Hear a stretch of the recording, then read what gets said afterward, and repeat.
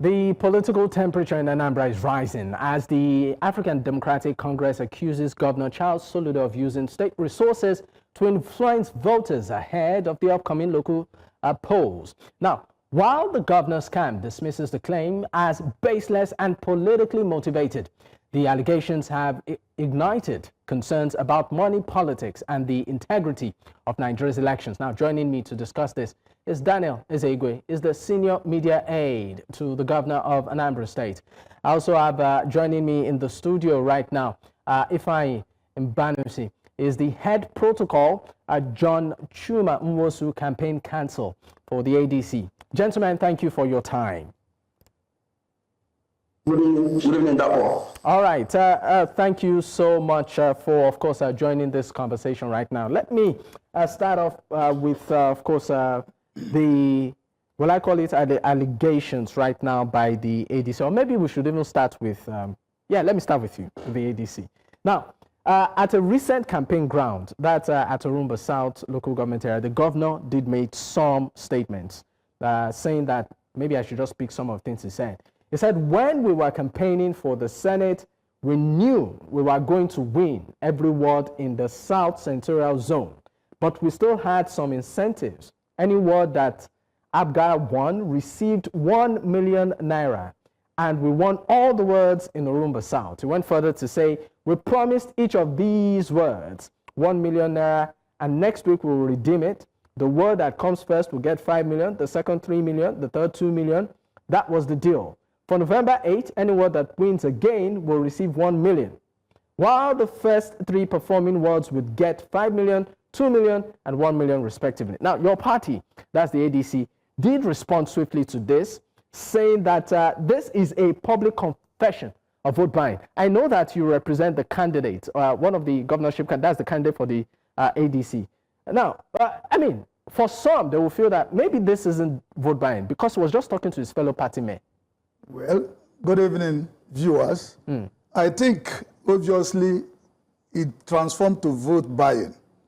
There's no way you can start making promises to the electorate. It will exactly mean vote buying. And that is what we see that it is killing the election.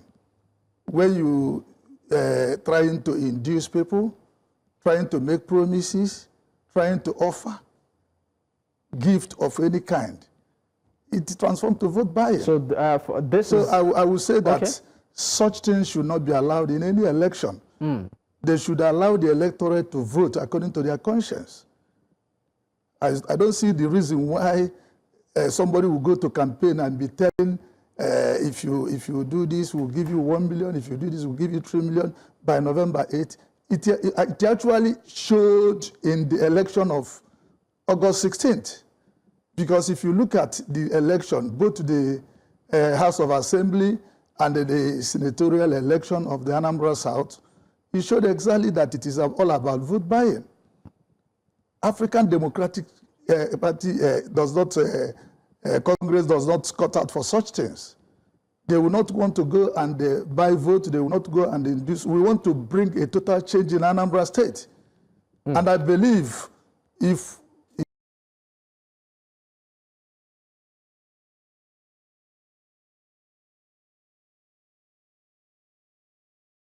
we continue, if we can be able to let people know their rights and the consequences of vote buying, it should be able to make people vote rightly this time. All right, now let's of course direct the conversation right now to the senior media aide to the governor of the state, that's Anambra State. Daniel Ezegwe. Daniel, it's great to have you. Now, Daniel, I mean, this statement that your principal, the governor of the state, did make on the campaign grounds is continuing to generate a lot of reaction.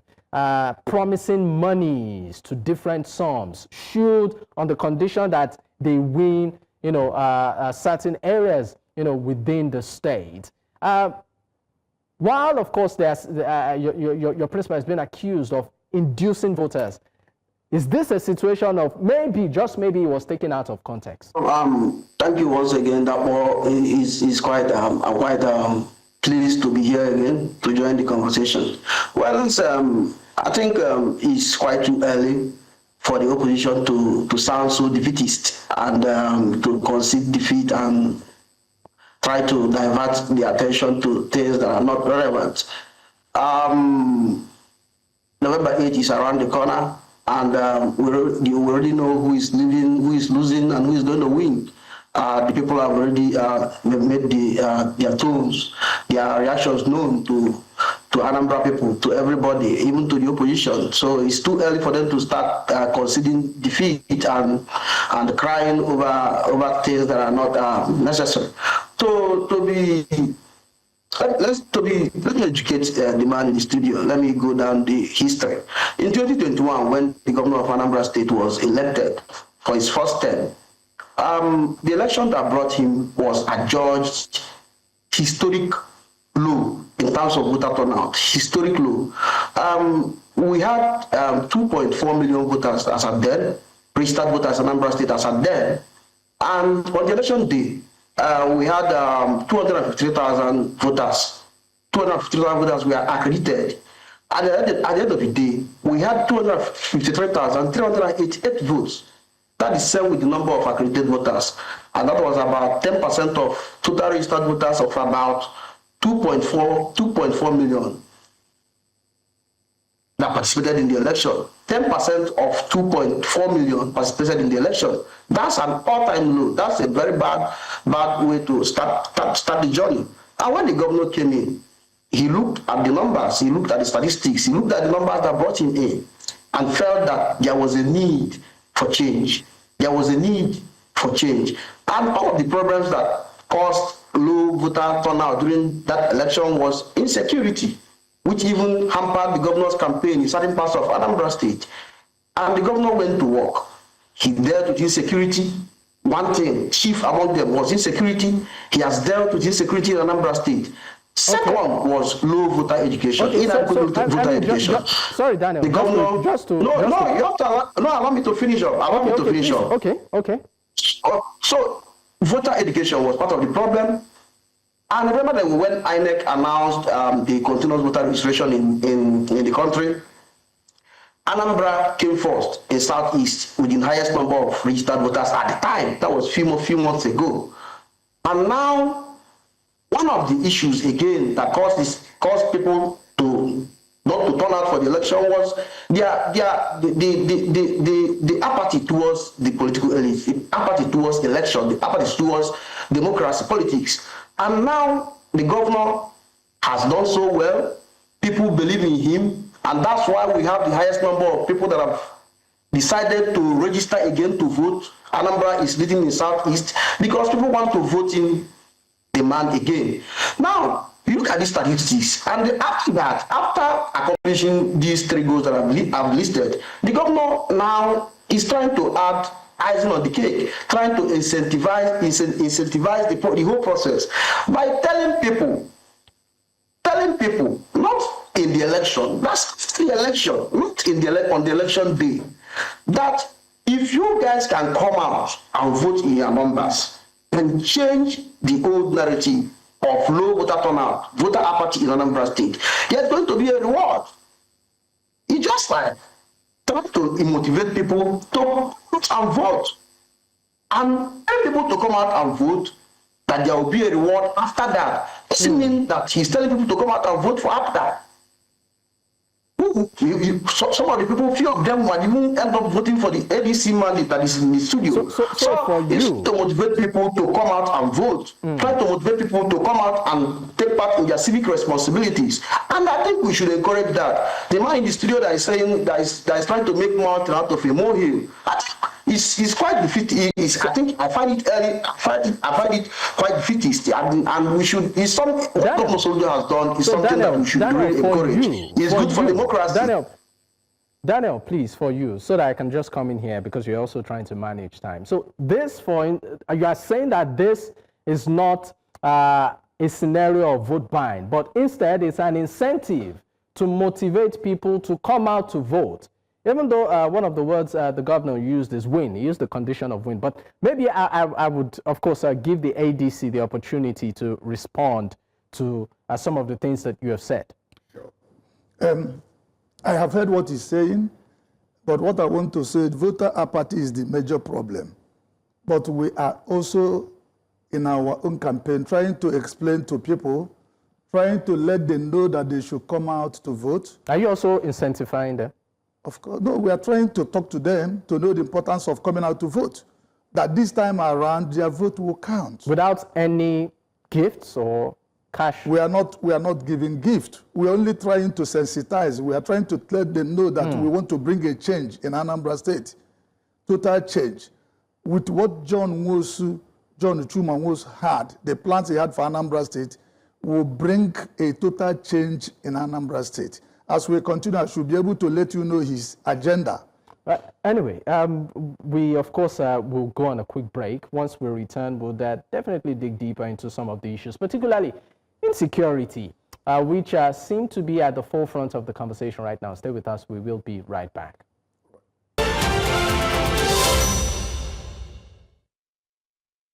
Many thanks for staying with us. It's still Politics HQ on News Central Television. I still have my guest with me. Mbanusi is the head protocol, John Chuma campaign counsel for the ADC, and also Daniel Ezegwe, the senior media aide to the governor of Anambra State. Gentlemen, thank you for staying with me. Let's come back to, of course, the issue at hand. I'm coming back to you right now, Daniel. Now, you talked about the fact that this is not an issue of vote buying, but to incentivize people to come out to vote. You also gleefully said that the governor has been able to tackle insecurity in Anambra State. I mean, I would like you to be more specific, particularly on the aspect of insecurity, because some will still tell you that there are cases of, kidnappings, insecurity, people being scared to, travel long distances, and all of that. So in what areas exactly has the governor been able to nip this in the bud? Like I told you earlier, the governor has been able to achieve so much on the part of securing Anambra State, making it safe for the people, making it livable for the people, making it prosperous for the Anambra. You remember in 2021 when during the campaign, the governor couldn't even campaign in some parts of Anambra State. In fact, even the sitting governor at the time couldn't even go to some parts of Anambra State, some parts of Anambra South. Over 8 local governments, some parts of 8 local governments were held down by unknown by actors. But today, people can easily go out, do their businesses, sleep with both eyes closed, go out, come back safely without any fear of anything. And most importantly, remember that we had two important by-elections in August, and as of today, there are no reported cases of any violence or whatever you call it in that election. That shows you the level, and remember very well that one of the election by-elections was held in Anambra South. That's Anambra South senatorial district, and that's majorly part of the areas where we used to have cases of things like that. But election was held here, and it was peaceful. It was all-time peaceful, and now people are campaigning. The man in the studio appears nice because he's been campaigning peacefully. Everywhere is safe in Anambra State. His candidate has been campaigning peacefully. Okay, sorry, Daniel. Let's just quickly confirm that. No, have you been campaigning peacefully in Anambra State? It is not true. Have you been attacked? Has your team been attacked? No. I wouldn't say that any particular party has been attacked in the recent times, but I can tell you that we operate with caution. How do you mean? You see, in the first instance, we find it very difficult to even brand our vehicles. Why is that? Because of the security. Insecurity is a serious issue. You cannot say that he has tackled insecurity in Anambra. If he has tackled insecurity, you can see that a lot of people will start coming home. Conveniently, a lot of people will not be able to come to Anambra State, even to come and cast their votes. Because of insecurity. So if you had to rate the performance of the governor on security, tackling security on a scale of 1 to 10, 10 being the highest, what would you give him? He has not even gotten up to 3 over 10. So you are giving him a 3? Well, you are being generous with 3, is that what you're saying?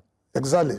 Because we have a lot of plans. If we come into power, you will see the change, which is very easy. All right, let me come back to Daniel. Daniel, maybe you'd like to respond. They said that in terms of tackling insecurity in the state, the governor just, is being generous with a 3.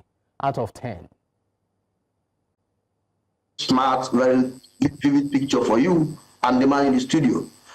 Today is Monday, and the man in the studio, I don't know if he's from Anambra State, but on Mondays, you know what happened, you know what they tend to attach it in Anambra State. The governor's wife went to Oto. Oto is in Nnewi South. She drove, first of all, in the morning, she drove to Isuofia to join the healthy living team there in their morning exercise. That's on Monday morning, today. After that, she went to Oto. Oto is in far away Nnewi South, where normally there by in the past on Mondays, you don't dare go there. But she went there, attended an event, met some priests. She went to old people's home, gave out things, attended other places in Anambra South, and came back safely. The governor of Anambra State went to Onitsha today for his rally. These things happened on Monday, today. The man in the studio, I want you to ask him, has any campaign team of the opposition or even the government in power been attacked in any campaign rally, or has there ever been any issue of attack or violence in Anambra State in the last 3 months? If there is any, you should point it to us. We should not politicize everything. I don't have to start answering such questions because, one, today is Monday. He said they have gone to campaign at Onitsha. The wife went to Isuofia, went to Otofa in Anambra South. Let me tell you, if you watch the movement and watch what they use to beef up the security when they're moving, you will not be wondering if Anambra is safe. How many armored cars does he move with on his campaign trail? How many armored cars? In a place where somebody has governed and felt he has done well, and he will not be able to move freely. In our own case, we don't have to do all those things. We move gently. We are only trying to educate people to understand. For them to know, one, that this issue of vote buying is a crime under the law, under the electoral law of 2022. 2022 as amended is a crime and is punishable under section 121. Okay, so subsection 1A, B, C. If you do anything in any way, trying to offer, trying to give somebody gift, anything in any way, to elect somebody in position, you have already committed. So you're saying the governor right now might have committed an electoral offense? No, I mean, from what happened on the August 16th by-election, it was obvious everywhere. And that is what they're also hoping again. But on our own, we're trying to let people know that when you collect any such, you have sold your birthright. You have mortgaged your right. For the next 4 years, you don't even have mouth to come and say the government is not doing well. So that's the situation. So I will not come to start arguing with him about moving on Monday. Monday that people have not come out to open their shops freely. When the governor asked them asked them to come out and open their shops, have they come out to open their shops? All right, maybe we should also direct the same question to Daniel. Daniel, maybe you'd like to also respond to some of the things that have been raised here in terms of electoral offense and movement on Monday. Can people freely now open their shops and say, you know what, it's Monday, I don't feel intimidated, I can just come out and go about my business, no sit at home? Well, can you hear me? Yes. First of all, I want you to ask, who are the people that attended the governor's rally in Onitsha? Where did they come from? Are they not in the Anambra? Or why were they not afraid of Mondays? Why were they not afraid of whatever to have attended a campaign on a Monday in Onitsha? And second of all, the Anambra South that I told you about earlier, that the governor's wife attended a function. Prior to this time, even with your armored car, though the governor's wife doesn't move with the armored car, she doesn't even have a convoy of her own. You should know that, because she doesn't have an office. So, sorry, so that Nigerians understand this clearly. So you are saying that when the wife of the governor of Anambra State moves around the state, she doesn't have a convoy? The governor's wife does not have armored tanks following her up and down. She doesn't have an office.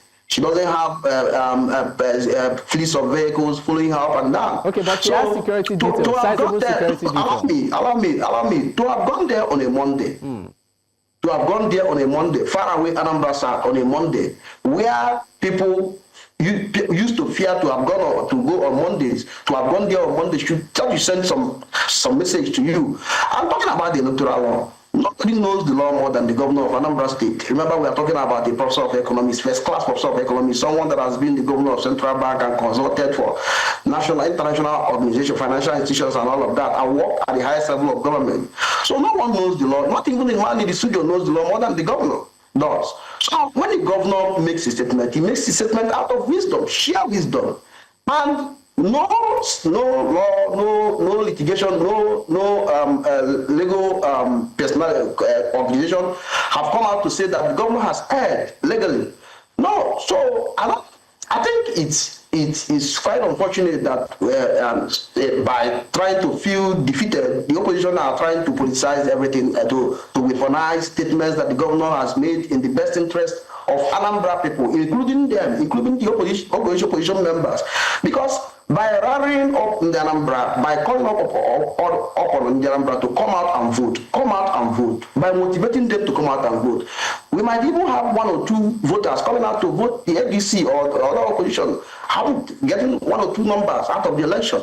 So signing defeat is not the best way to go. The governor has made a very wise statement. The governor has been leading voter education in Anambra State, using all his handles and platforms to lead voter education more than any other candidate in this election. So it's something that you should really emulate. All right, you said the governor has made a very wise statement, which of course is, in your words, trying to incentivize and motivate people to come out to vote, and that the opposition seems to be crying from a point of defeat. I'm going to bring that to you as the opposition in the state now. Is this an admittance in any way, according to him, of defeat? Not at all. You see, I don't want to go into arguing with him about all these things he's saying, but I can tell you that the governor has not done anything. In terms of voter education? Both voter education, if they know that they have done something, they should stop the idea of when they go for campaign, they will now ask people to donate money to them. Those people donating money to them, 50 million, what have they done for the community? When you have to look at it. The thing that they are doing is to use a kind of what I would call intimidation. We are not afraid of them.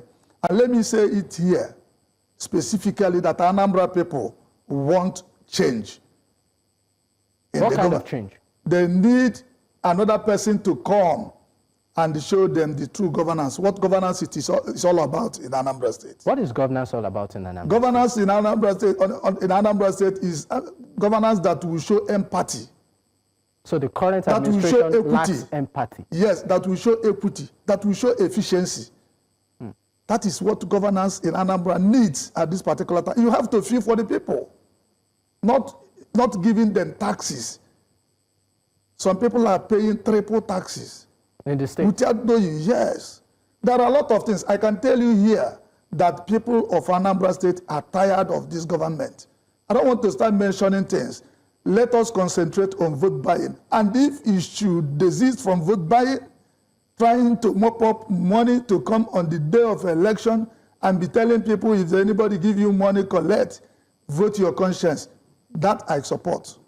But me as a lawyer wouldn't say I support that, because when anybody give you anything, it amounts to crime. It amounts to criminal offense against the law, against the electoral law, which is punishable under the same law. If you're caught doing that, you should be jailed for 12 months, but not more than 12 months. You could be fined for up to 500,000, but not more than 500,000. It could be any amount, depending, or it could be both. It is a criminal offense. So I wouldn't support the idea of people coming to give people money to induce them to vote or give them any kind of gift. So that is what is apparent. And they are doing it with impunity. You see, and people are also talking about that. So what we try to do to sensitize the electorate for them to know it is your right to come out to vote. And another thing again, You see, when they're doing these things in the previous election, the security personnel will just look out. The INEC will just, you see, this is something that we wouldn't want to continue.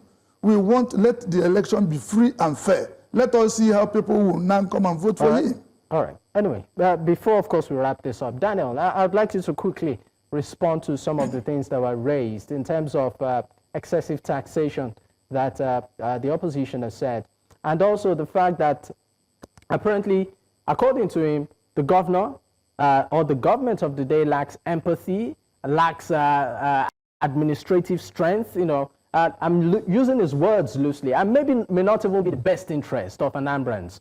What's your reaction? 30 seconds. You know, the last time we heard the word change, you and I know what came out of it. So our people should be careful when people wake up from sleep and say, for change. that word could be something else. You see, the governor of whom I charge, Soludo CFR, is one that is built strongly on empathy for the common man. That's why you hear the governor say so many times that taxation is not for people that earn less than 100,000 naira. And he has made sure that that law is implemented to the fullest in Anambra State. Remember the day he went for a campaign and somewhere in Anambra State, and the women there were complaining about how they were being taxed and all of that. Their goods were seized. He immediately called the local government chairman, and they opened up the place and they said nobody should tax anybody that earns below 100,000 naira in Anambra State, because this is a government of the people. This is a government that dwells on the conscience of the people. Right. So this is a government that dwells on the conscience of the people. Governor Soludo has done so much for Anambra people, and it's not something that we should come here and start saying this and that, criticizing everything. On November 8th. Thank you so much. I'm even sure the man in the studio will certainly vote for the governor, because look at his antics. They love the way the governor's performance. Let's just play less of politics and dwell more on reality. To find out. But I'd like to say a big thank you to the guest at this time. Daniel Ezegwe, the senior media aide to the governor of Anambra State, and also Ifeanyi Mbanusi is the head protocol for the John Chuma Nwosu Campaign Council of the ADC. Once again, gentlemen, thank you for your time.